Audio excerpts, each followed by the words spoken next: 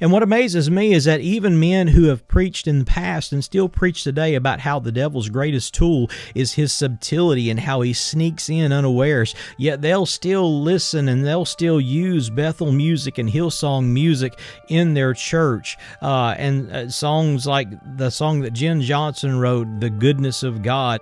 These are people that are rooted in New Age doctrine. A lot of the modern churches today, they are not Christian. They are followers of New Age movement, and New Age movement is nothing but Eastern mysticism and the occult. And our young people today need to hear preachers stand up and warn against this stuff and say, hey, this isn't right. Discernment is not knowing the difference between right and wrong. Discernment is knowing the difference between what is right and what is almost right. I don't have to have a whole lot of discernment to tell the difference between black and white. I don't have to have a whole lot of discernment to tell the difference between red and blue.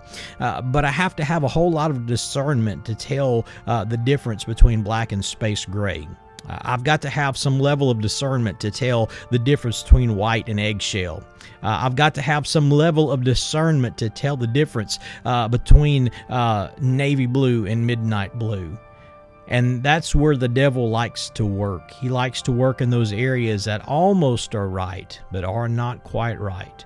But you take a man who has some charisma and he can work up a crowd and he has a good personality and he believes in the King James Bible, but the people he associates with do not, and the people he preaches with do not, and the people he shares a platform with do not share the same doctrines as that man. I'm telling you what, you ought to mark that man. That's what the Bible says. And you ought to watch him, and you ought to be very careful, and we ought to tell our young people doctrine comes over personality.